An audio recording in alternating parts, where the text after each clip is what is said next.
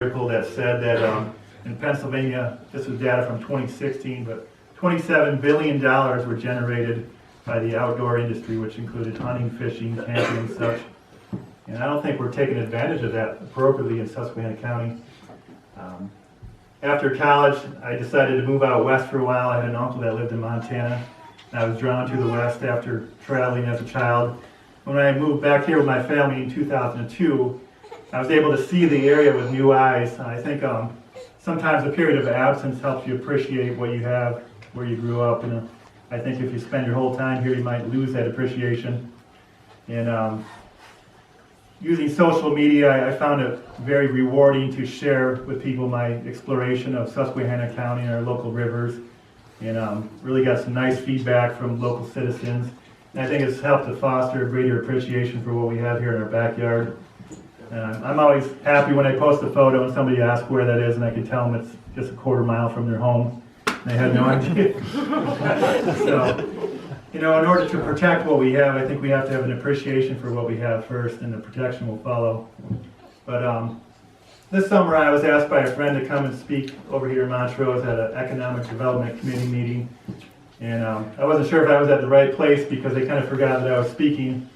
And the hour and a half leading up to my talk was all about natural gas development.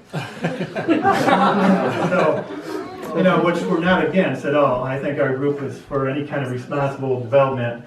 But I think we're putting all of our eggs in one basket by only looking at that. Living out west, you can see there's always a boom and bust economy. These towns out west, ghost towns. If we focus solely on one item, we're losing out on other beneficial items. Some other things I was looking at, tourism dollars throughout the counties.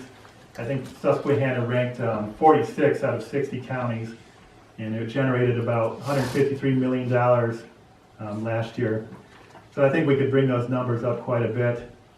But instead of just seeing what's underneath our feet deep in the ground as our only natural resource here, I was thinking, what if we look at natural beauty as a natural resource?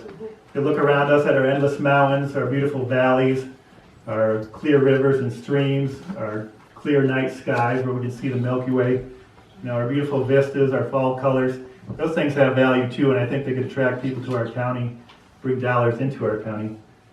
And as far as protecting our environment, it also goes hand in hand with protecting our heritage. Our rural heritage is very important to all of us, and also preserving our local history.